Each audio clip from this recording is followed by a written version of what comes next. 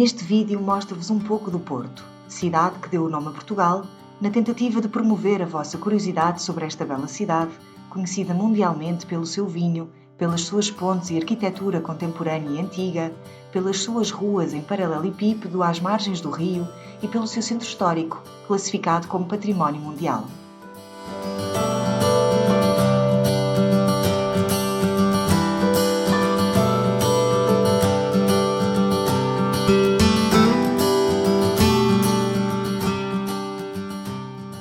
Iniciei a minha jornada nos Aliados, coração do Porto. Rumei depois à Sé do Porto, onde fui abordada por um jovem que me presenteou com uma obra da sua autoria através de uma performance criativa.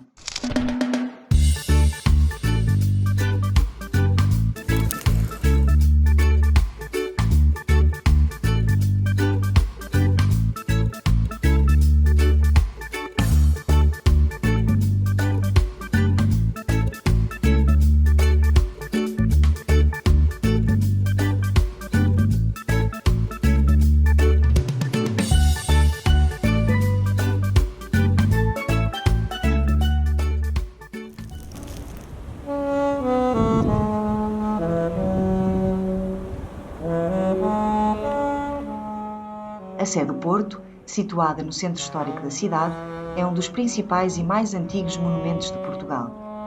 O início da sua construção data da primeira metade do século XII e prolongou-se até ao princípio do século XIII.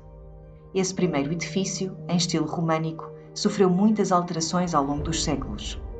Da época românica data o caráter geral da fachada com as torres e a bela rosácea, além do corpo da igreja de 3 naves coberto por abóbada de canhão.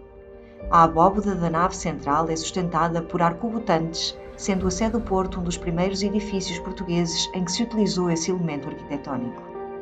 Na época gótica, cerca do ano de 1333, construiu-se a capela funerária de João Gordo, cavaleiro da Ordem dos Hospitalários e colaborador de Dom Dinis. O exterior da Sé foi muito modificado na época barroca. Cerca de 1736, o arquiteto italiano Nicolau Nasoni adicionou uma bela galilé barroca à fachada lateral da Sé. As balaustradas e cúpulas das torres também são barrocas. A Sé integra 3 belos órgãos. Um deles, no coro alto, marca em Portugal um período que dá início ao desenvolvimento organístico. Trata-se de um instrumento do construtor Jane, o mesmo do órgão da Igreja da Lapa, também no Porto, ambos promovidos pelo esforço e iniciativa do cônego Ferreira dos Santos.